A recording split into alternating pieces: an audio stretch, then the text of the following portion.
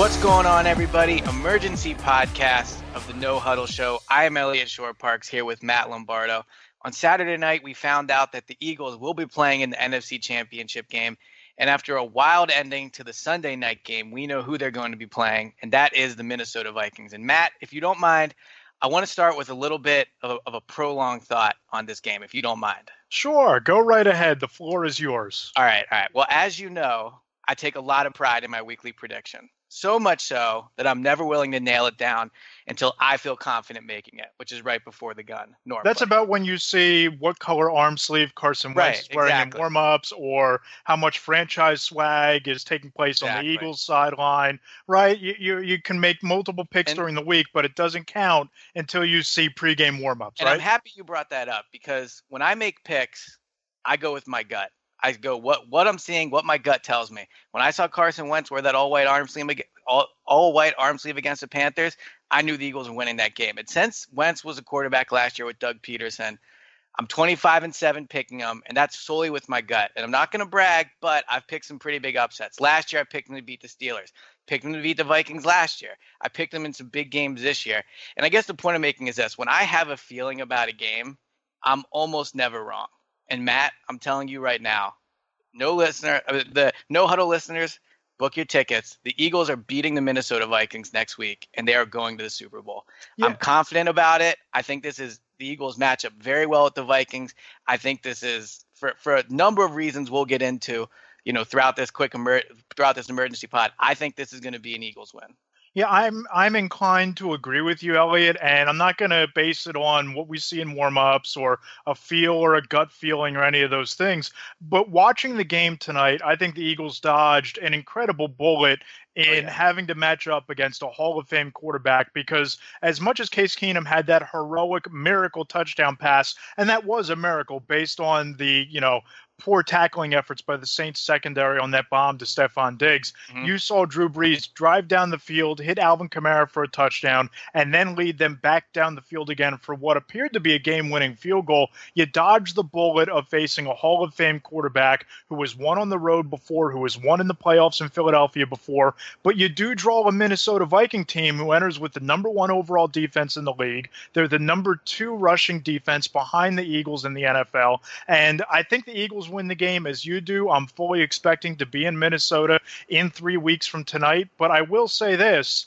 I don't think it's going to be a blowout. I don't think it's going to be pretty, and I certainly don't think we're going to see anywhere near as many points that were scored either in Pittsburgh today or in Minnesota. I think this is yet another defensive struggle, and if you're an Eagles fan, you have to hope that the defense can force a couple turnovers, and Nick Foles, against a far better defense than he faced on Saturday night, plays as well or better next Sunday as he did against the Falcons. And that's the thing. I mean, Foles is definitely going to be playing a better defense, although the Falcons defense had been playing very well as of late. I'm not saying they're as good as the Vikings. The only point I'm making is that the Vikings defense was playing at a very high level going into that game, which was one of the reasons I thought it was going to be close.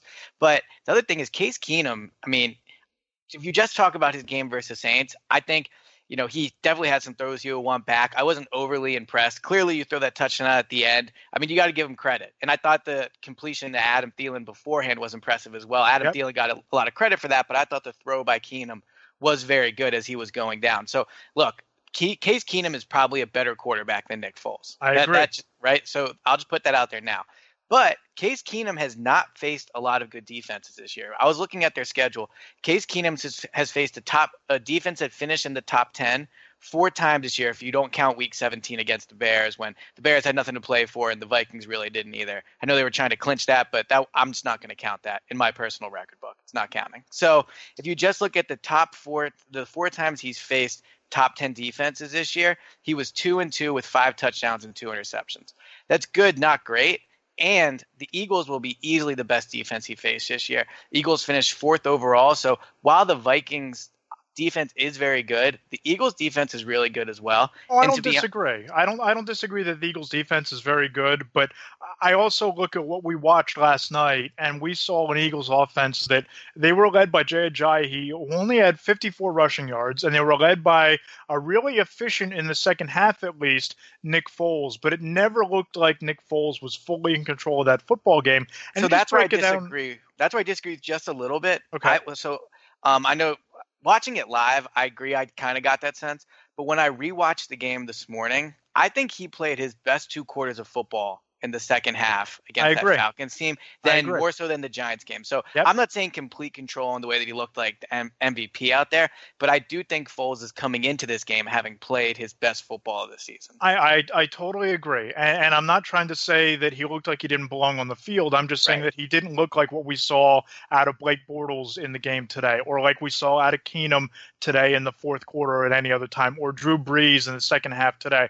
He looked like he was probably the fourth or fifth best quarterback playing this weekend in the postseason. And the Eagles are going to need to get at least that level of production against a Viking defense that's very, very good. And what makes this, if there's anything that makes this a difficult matchup for the Eagles, I think it's the matchup. I'm sure we'll go position by position later in the week, Right. but it's the matchup of the Eagles running game against the Vikings run defense. And you look at just what the Vikings have done throughout the course of the year. Eagles rushing offense averaging 132 points, yards per game rather, and they have 9 touchdowns. The Vikings rushing offense 122 yards and 15 touchdowns, so 10 fewer yards per game, but nearly double the touchdowns. Eagles rushing defense number 1 in the NFL. They've allowed 79.2 yards per game. Vikings rushing defense number 2 in the NFL, allowing 83.6 yards per game. So the rushing defense is essentially even. The rushing offense is essentially even. Where I think the Eagles get a little bit of a boost is they happen to have a far superior offensive line than what we saw the Saints have today. But this is probably their toughest test. And we could talk about all the individual battles that Lane Johnson has won against Von Miller, against the likes of Ingram and Bosa with the Chargers, against Jason Pierre-Paul, DeMarcus Lawrence with the Cowboys, on and on throughout the course of the year. But this is the most complete front seven that I think this Eagles offensive line has faced. And if they win that matchup, they're going to have a good chance at winning the game. And one of the reasons why the Eagles offense played so well in the second half, Eliot, we saw with Stefan Wisniewski and Lane Johnson and Jason Kelce, they were winning that battle up front. They were getting to the second level. And the Falcons just look completely gassed by about midway through the fourth quarter. They do that again against the Vikings, they have a good chance of winning the ballgame. But if Minnesota gets a good pass rush, or they hold Jay Ajayi in check and they force Nick Foles to beat them, it could get tricky for the Eagles offense. But that's my thing is I think heading into this next game, there's a lot of components of the Eagles, and it's just one game. So, I mean, it's just the one Falcons game because they weren't playing that great coming into it. But I think the Vikings, on the other hand, are not playing their best football. I mean, they lost that game to the Panthers late in the season. Obviously took a miracle play to beat the Saints today. But if you look at the Eagles, I mean, you mentioned that the Falcons their front seven, and their defensive line is going to be a test. I agree, but I actually think that's something that's really going to benefit the Eagles because the Vikings have won this year with that defensive line and just swarming the opposing quarterback. That's going to be a lot tougher to do against the Eagles just because Jason Kelce's playing at maybe the best center in the league in terms of just the level of play. Lane Johnson, you wrote he's the best right tackle in the league. Brandon Brooks is playing great. Tackle, not right tackle. Tackle. Yeah, tackle. That's right. And you look at Wisniewski. I think that not only was that Stefan Wisniewski's best game, but I feel like Halapoulivaati Vaitai played his best game, actually having a competent starting guard playing next to him. And that's a huge boost for this offense because he was a little bit of a liability down the stretch this year. If Vaitai plays as well as he did on Saturday against the Falcons, then that's a big boost up front for the Eagles. Absolutely. So I think that's a good matchup for him. And then Jay Ajayi, coming off of probably his best game of the year. I was a little surprised. I know during the game we were talking about how he didn't touch the ball a ton in like the second or third quarter, but he did finish with a season-high 18 touches against the Falcons. I thought he played really well. So I do think the Eagles have a lot of things going for him. And again, Foles, I mean, he had the one reckless throw at the end of the half where he, it bounced off the Falcons defender's knee and into Torrey Smith's hand. But that was outside of that. I can't think of many passes he threw last night. I mean, he missed passes, but he didn't put the ball in harm's way a ton. I think Case Keenum does that a lot more than Nick Foles does. And I think that'll be an advantage. And let's be honest here, when we're talking about, just first thoughts of this game, the fact that this is in Philadelphia is huge in my opinion. I mean, the Eagles have been very good at home as of late. I think they're like 13-3 or something like that. They're now 14-3 after winning last night. So 14. And one of those losses is the Week 17 Correct. Right. So Correct. So they're 14-3 over the last 2 years. It's the best home record in the NFL. The one thing that I think works against them a little bit, and as this weekend shows, it can change in an instant, but it's going to you reportedly be 53 degrees and sunny next Sunday. So that means by about 6 o'clock at night, probably somewhere in the 40s. But if the Eagles can, get a cold front that moves through, or maybe you get some snow, I think that benefits the Eagles, because we saw against a Packers team that had packed it in without Jordy Nelson, without several of their key players, Devontae Adams not in the game either. The Vikings were held to 16 points. They only won that game 16-0. The Eagles certainly a far better team than the Packers are. The defense is playing a lot better than that Green Bay defense did. So if it gets cold, if it gets windy, that's going to be another facet of home field advantage in the Eagles' favor. And the other thing is, the Eagles once again get to play that underdog role. I mean, the initial line that's come out, Vikings by 3.5. Some places it's 4. And again, normally the home team gets 3 points, which means Vegas is telling you that they think the Vikings are 6.5 points better than the Eagles. And look, I mean, the Eagles. Now, what do you think of that line? Well, I mean, I would take the Eagles, obviously, because I'm picking them to win. But I mean, again, the other thing people remember is when they make these lines, they're making them with the thought of what the public will bet. And I do think a lot of people are going to ride the Vikings. I mean, look, the Eagles win was, I guess, impressive in a way, but it wasn't like they scored 35 points and kind of eased some concerns. And the Vikings won on this last second miracle play. So I do think that factors in a little bit. I think the odds makers believe people are going to pick the Vikings. And so giving them points, I think just kind of, wants them to do it even. Once it's going to make people do it even more. Yeah, I have no problem with the line, just like I didn't have a problem with the Falcons being a favorite coming in here. Again, I think Nick Foles played well, and I don't necessarily list him as a concern going into the game, but I think Case Keenum is a better quarterback. I think the Vikings defense is a little bit better than the Eagles defense at this point. And again, my biggest worry is the Vikings' ability to stop the run against the Eagles' offense needing to run the ball to be successful. Because I think that you'd agree with this, that if they stack the box as the Falcons did with better personnel and they take the running game away and ask Nick Foles to win the football game, I don't know if he has it in him against this particular defense. But let me ask you this. So now we both had a chance to rewatch the game. Yep. Could you make the argument that Foles in some ways came out and won that game for them yesterday? I mean, he led them on like 2 drives that were both 13-plus plays. They ended in field goals. So, that's obviously not good. But I thought he played his best football when the Eagles needed him the most. I mean, the 2 drives totaled something like 15 minutes. So he ate up a huge chunk of the second half. And on one of those drives, he really didn't get a lot of help running the ball at all. I think he was like 5 of 7 for 70 yards, completed a bunch of short passes. On the next drive, I believe that was the 32-yard run by Ajayi, or run pass, like screen pass.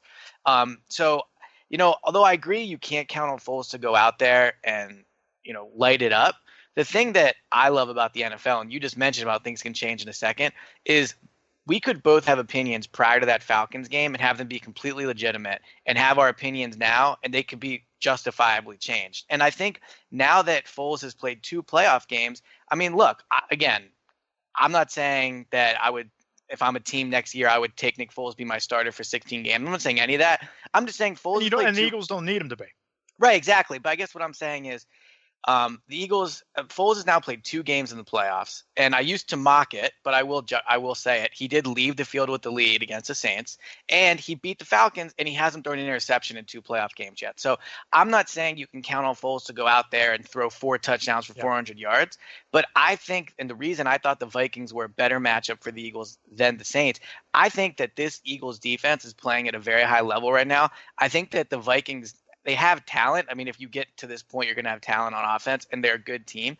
But I do think the Eagles' defense is capable of holding this this Vikings offense to like 10 or 13 points. I really think I don't match disagree, up well. Elliot. I don't disagree with any of that. And I'm not even. I just want to preface this before people start, blasting me with their angry comments on YouTube and angry reviews. It'll be nice. Well, I'm not even going that far. I'm just saying that what we saw from Foles, while it was good enough to beat the Falcons, I don't know if he can replicate that against the Vikings defense. And my fear is that he might have to, because if the Mhm. Vikings take the Eagles' running game away, and let's face it, the Jay Ajayi 32-yard screen was a big, big play for that offense, and it was due largely in part to Ajayi after the catch and the block by Wisniewski, where he took out 2 Falcons. But the fact that they ran the ball as well as they did, and I give a lot of credit to Nick Foles, that drive where he marched them down the field 70 yards, and Alshon Jeffrey had 46 yards on that possession, and it wound up being the field goal that put the Eagles up 15-10.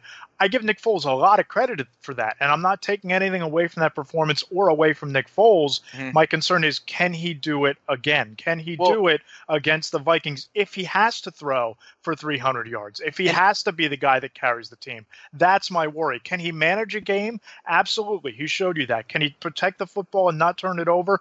I totally agree. He missed some open throws, but like you pointed out, he didn't put the ball into trouble. There weren't any dropped interceptions by the Falcons. My worry is this is the number 1 defense in football. They can beat you both in the secondary with Xavier Rhodes or in their front 7. And if the Eagles are, stacked with 8-9 guys in the box and they dare the Eagles to throw and beat them through the air, I don't know that Nick Foles can do quite enough. But he might not have to, because he might only need to win this game right. something like 12-10 And or 15-13. I think one thing that I know I'm guilty of, at least throughout the season, we both talked about the year Doug Peterson was having, but I think the fact that Wentz was running the offense kind of overshadowed the job Doug was doing. But I mean, you watch some of these playoff games, even today with the Saints and Vikings, and earlier today with the Steelers and some of the decisions Mike Tomlin made. Doug Peterson, I mean, Foles might be one of the worst quarterbacks. Doug might be one of the best coaches coaching right now, just Totally in terms agree. of what Totally he's capable of. So Yep. I agree with you that, yeah, Foles as the player, there's maybe not a lot of things you like about what he does, but he is going to have the aid of having Doug Peterson. And we talked about this last night we were leaving the press box and going down to the locker room.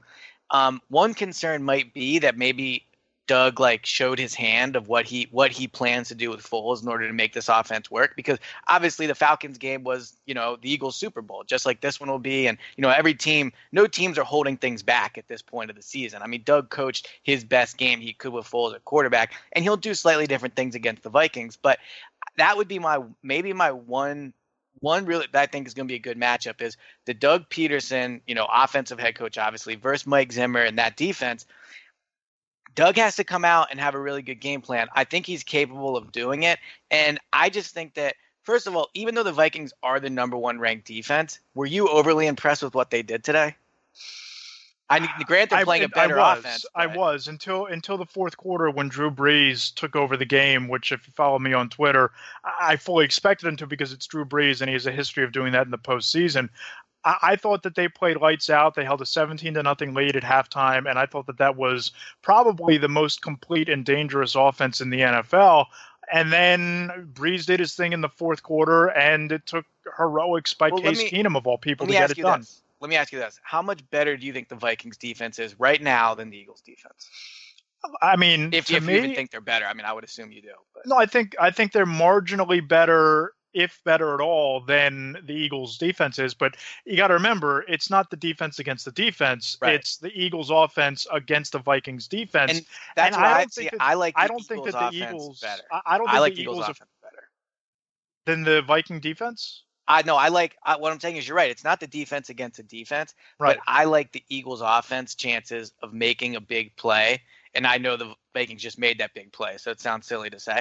But I like the Eagles offense better than I like the Vikings offense. See, I disagree, only because I think that this is the most complete and most dominant defense the Eagles have faced all year. And when you just talk about Seattle, as banged up as they were, as physical as they were, and I know that it was on the road and it's a different circumstance, but with Nick Foles at quarterback, again, having to do as well or better than he did against Atlanta, I don't know that he's up to that challenge, because I haven't seen this team with Carson Wentz or with Nick Foles play a defense as dominant as this one. Now, we can talk about Denver, but the Eagles jumped out to a big lead. No. Wentz was the quarterback then. It's a completely different circumstance, and it's the playoffs with a lot more at stake. I think that this is the toughest test the Eagles will have faced all year. See, but I agree with that, but again, it's not defense versus defense. But on the flip side, this will be the toughest test the Vikings have faced as well.